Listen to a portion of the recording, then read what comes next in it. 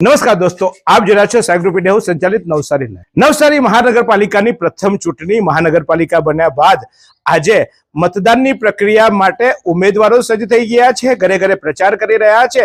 ત્યારે આ ઉમેદવારો કોણ છે, આ ઉમેદવારોએ શું કામ કર્યું છે અને કેમ આપણે એમને મત, એ માટે અમારો વિશેષ અહેવાલ ઓળખો ઉમેદવારને લઈને અમે આવ્યા છીએ નવસારીના વોર્ડ નંબર 1 માં. વોર્ડ નંબર 1 એટલે જલાલપોર વિસ્તારના આ ઉમેદવારો છે, ભાજપના આ ઉમેદવારો છે અને ભાજપના ઉમેદવારનો આપણે પરિચય કરવાની કોશિશ કરીશું. આમાં અનેક ચહેરાઓ અલગ અલગ રીતે તમે જોયા પણ હશે. એ ચહેરાઓને આજે ચોક્કસ આપણે ઓળખ કરીશું. બેન, શું નામ છે આપનું? મારું નામ છે જસુબેન સુમનભાઈ રાઠોડ અને વોર્ડ નંબર 1. શું કામ કરો છો બેન અને કેટલા વખતથી પક્ષમાં અથવા તો જાહેર સેવામાં છો? હું 2015 નું ઇલેક્શન લડી ચૂકેલું છું અને મારા ગામમાં 2015 થી જે આવાસ યોજનાના જે પ્રક્રિયા જે શરૂ થઈ એમાં મેં 2015માં આવાસ યોજનામાં મેં મકાન બનાવ્યા લોકોના અને રસ્તા બ્લોકના કામ કરી ચૂકી છું. વિશેષ જે કંઈ બાકી રહેલા હશે તે પણ હું પૂર્ણ કરીશ. બેન, આપનો પરિચય? કેયુરીબેન જયદીપભાઈ દેસાઈ, વોર્ડ નંબર 1. હું પહેલાં ફર્સ્ટ ટર્મ 2015માં ચૂંટાઈ હતી અને સેકન્ડ ટર્મ 2021માં ચૂંટાઈ હતી અને બંને ટર્મમાં સંસ્કૃતિ કમિટી અને મધ્યમ કમિટી તરીકે ફરજ નિભાવી છે. અને હું જ્યારથી ચૂંટાઈને આવી છું ત્યારથી અમારા વિસ્તારના રોડના કામ હોય કે પાણીના પ્રશ્નો હોય કે બધા પ્રશ્નોને, જનતાના પ્રશ્નોને સાંભળ્યા છે અને એને નિકાલ કરવાની અમે પૂરેપૂરી કોશિશ કરી છે. શું નામ છે આપનું? આપનો પરિચય? કેટલા વખતથી ભાજપમાં એક્ટિવ છો? આજે 2015 થી. મારું નામ દીપક બી પટેલ છે. શું કામકાજ કરો છો?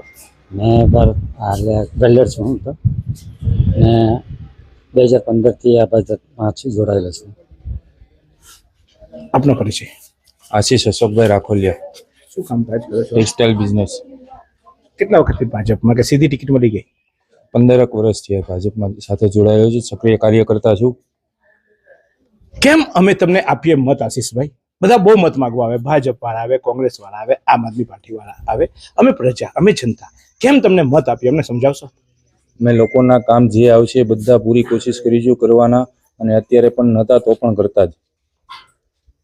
વિશેષ શું હશે તમારા જલાલપોર વિસ્તારમાં? બે મુદ્દાઓ મહત્વના હોય છે. એક તો પૂરનું પાણી અને પીવાનું પાણી. અમને ઘરે નળ નથી આવતો અને પછી તમે જ્યારે અમે પેલા ભગવાન કેમ વરસે ત્યારે બહુ મેઘ આવશે ત્યારે પછી એટલું પાણી આવે કે અમે અહીંયાથી બહાર નહીં નીકળી શકીએ પાછું. ના, અમે લોકોના કામ કરીને બતાવશું. શું હશે કામો? કેમ અમે આપીએ મત તમને? આશીષભાઈ તો કામ કરવાનું કહે છે, તમે વેલ્ડિંગ બધા જોઈન કરશો ખરા કે પછી? કરું છું ને ભાઈ. શું કામ કરશો? શું તમારી સમસ્યાઓ છે અત્યારે તમારી સાથે? અત્યારે અમારી સમસ્યા કઈ ને, સમસ્યામાં એવું છે કે પાણીની જે તકલીફ છે તો પાણી તો ચાલુ થઈ જશે અમારે ત્યાં. એક નદી કિનારે રહેલા અમે, એટલે પૂરતો પાણી નતા આવવાના જ છે. બેન, બબ્બે ટર્મ આપણે કામ કર્યું, તમે ઓછા અને જયદીપભાઈ વધારે દેખાય. તમે ઘરમાં જ રહો ને પછી ગામમાં એમ કે કામ કરો. તો બેન કેમ કરશો? આ વખતે એવું કરશો ખરા? અમે ગામમાં નીકળતા જ છે અને લોકોના પ્રશ્નોને અમે વાચા આપતા જ છે. કોઈ બી પ્રશ્ન લઈને આવે, અડધી રાતે બી ફોન કરે, અમારા ફોન નંબર બધા પાસે જ છે. અમને તે સમયે નિકાલ કરતા જ હોય છે. ફોન કરતા રસોઈ કરતી રવા દે એમ નહીં કહેતા ને? ના કરે. ને આ વિસ્તારમાં જે પૂરની તકલીફને લીધે તે પાણી ભરાઈ જતા છે, ત્યાં સરકારમાં જે પાડા યોજના અંતર્ગત જે 50 કરોડ મંજૂર થયા છે તેનાથી આ વિસ્તારને ચોક્કસ લાભ મળશે.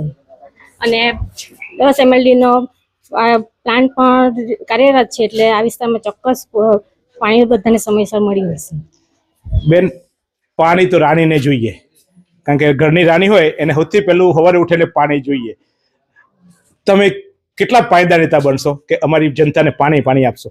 કંઈ નહીં, લોકોને જે બી સુખા, અમે જે ઇલેક્શન જીતીને આવશું લોકોને જે બી કંઈ હશે એ અમે લોકોના સુખા કાર્ય માટે જે બી હશે તમે નિકાલ એમનો કરી શકીશું.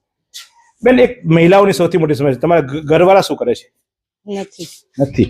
તો બેન, તમે બિંદાસી બાળકોના ઘર છોડીને પછી બહાર નીકળશો કે પછી છૂટાઈને? નીકળતા જ છું અને કામ કરતી જ છું મેં લોકોના. અને અમારા વિસ્તારમાં કોઈ સમસ્યા બી નથી અને કોઈ અમને કઈ તમારા રામ રાજ્ય છે? ના, અમને કોઈ પ્રશ્ન કર્યા જ નથી. અમે કામ કરતા જ છે એટલે અમને કોઈ કઈ બી રીતે અમને ટોર્ચર નથી કરતા. બેન, જયદીપભાઈ તો કઈ રેલવેના પાટા સંભાળે ને પછી રેલવેની ફાટક બંધ થઈ જાય ને એવું બધું આવે, તમે ફાટક ખોલશો ખરા? ઘરની ફાટક બી ખુલ્લી જોઈએ અમને અને ગામની ફાટક બી ખુલ્લી જોઈએ. જયદીપભાઈ તો એના રીતે પ્રશ્નો સોલ્વ કરે જ છે ને બાકીના પ્રશ્નો અમે અમારી રીતે સોલ્વ કરતા જઈએ છીએ. અને આ વિસ્તારમાં જે ખેતીવાડીના પ્રશ્નો બી હોય છે તો ખેતીવાડીના મહત્તમ રસ્તા અમે પાર થઈ ચૂક્યા છે અને બીજા જે મંજૂરી છે તેને કાર્યરત કરીશું અને આગળ વેગ આપીશું. ભાઈ આપણું કામ તો બધાને જોડવાનું. એક બાજુ કટરથી કાપીએ ને પછી વેલ્ડિંગના ટાંકા મારીએ. આ ગામમાં જલાલપોર અલગ ને નવસારી અલગ ને કઈ આ બાજુ છે કે અયોધ્યા આવવાનું ને આ બધાને કેવી રીતે વેલ્ડિંગ મારશો? બધા ફ્રેન્ડ સર્કલ વાળા છે એટલે કઈ વાંધો નહીં આવશે એમને. બધાને જશો કે કામ બધે જશો. ભાઈ કામ ધંધે જશો મેં કમાવાની તો કામ એમ કરીને પછી પાછા ધંધે જશો અમારા પછી બધા વેલ્ડિંગ મોજમાં આવું તમને અરે બધું થશે. મળશે બધાને? બધા મળશે.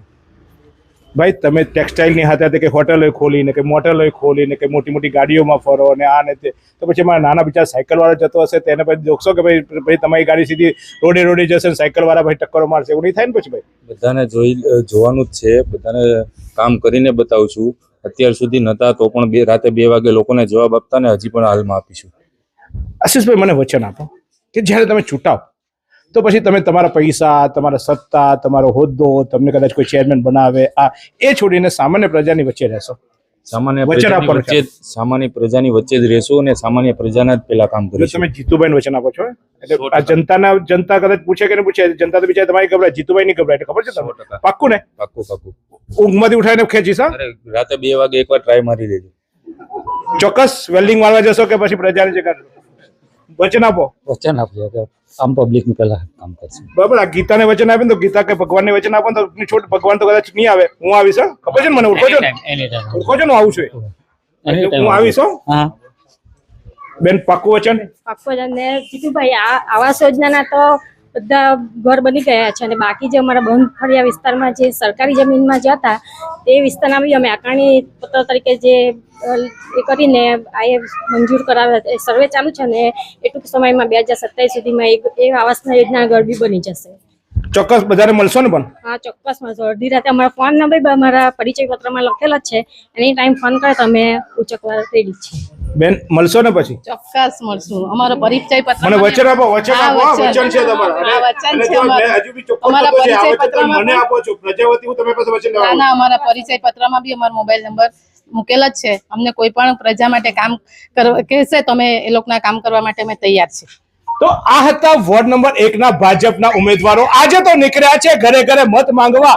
આપણી પાસે આવ્યા છે, એમને કરવી છે સેવા અને સેવા કરવા માટે આજે આપણા ઘરે આવ્યા છે. આમ તો સારું કહેવાય, આજકાલ લોકો સેવા કરવાની વાત કરીને ઘરમાં બેસતા હોય, પણ આ તો આપણા ઘરે આવ્યા છે કે અમને તક આપો, મારે સેવા કરવી છે, સેવા કરવી છે. આપણે નથી કીધું કે તમે ચૂંટણી લડો, પણ એ લોકો લડવા નીકળ્યા છે, એ લોકો સેવા કરવા નીકળ્યા છે અને જો સેવા નહીં કરે તો ચોક્કસ આપણે એમને ઊંઘમાંથી ઉઠાડીશું, જગાડીશું, હલાવીશું, હચમચાવીશું. કારણ કે આપણે જે જનતાને આપણે અધિકાર છે, જ્યારે આપણે સેવા કરવા એમને મત આપીએ તો એમની પણ ફરજ થાય છે સેવા કરવી, અને ના કરે તો એમને ખંગોરીશું. પણ હા, માત્ર મત આપીને તમે છૂટી જાઓ તો એ લોકો ભગવાન નથી.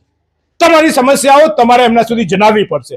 જનતા ઘણીવાર મને કોમેન્ટ કરે કે સાહેબ જુઓ ને અમારે તો પાણી નથી આવતું અને કોઈ નેતા નહીં આવ્યો. નેતાને ખબર ના હોય, નેતાને બ્રહ્મજ્ઞાન ના થતું હોય કે પાણી આવ્યું કે ના આવ્યું, એટલે તમારે તમારી ફરિયાદો પણ એ જગ્યાએ પહોંચાડવી પડશે. અને હું ચોક્કસ આ ઉમેદવારોને કહીશ કે જો તમે જીતો તો એક એવો ફરિયાદ કક્ષ બનાવજો, એક એવી જગ્યા બનાવજો કે ત્યાં આવતા જતા અમારો માણસ જ્યારે સવારે કામ પર જતો હોય, કારણ કે પરિસ્થિતિ એ થાય કે નગરપાલિકામાં ફરિયાદ કરવી હોય તો 11 વાગે જવું પડે અને એ માટે કામ ધંધો જાય, છોકરાઓ સ્કૂલમાં જતા હોય, બહેનો ઘરમાં કામ હોય તો ના જઈ શકે, તો એક 24 કલાક એવું એક ડ્રોપ બોક્સ અથવા 24 કલાક એવી જગ્યા મૂકજો કે જ્યાં અમે એક ચિઠ્ઠી રાખીએ અને અમારી ચિઠ્ઠી પછી પાછી એ પેટીમાં ન રહે, એ ચિઠ્ઠી ખુલે અને અમારા કામો થાય તો અમારે સરળતા રહે. કારણ કે અહીંયા પરિસ્થિતિ એ થાય છે કે સરકારી કચેરીઓ જ્યારે ખુલતી હોય છે ત્યારે અમે લોકો પણ કામે જતા હોય છે. તમે બધા તો નેતાઓ થશો એટલે કમાઈ જશો, તમને તો હવે તો પાછા મહાનગરપાલિકા બની એટલે ચોક્કસ તમને તો થોડો ખર્ચો પણ મળવાનો છે, એ તમને એક આવક પણ ઊભી થવાની છે. પણ અમારે તો રોજનું કમાઈને રોજ ખાવાનું હોય, અમે રજા પાડીએ તો અમારા ઘરના પૈસા જતા રહે, અમારા ઘરમાં અમારા છોકરાઓ ચોક્કસ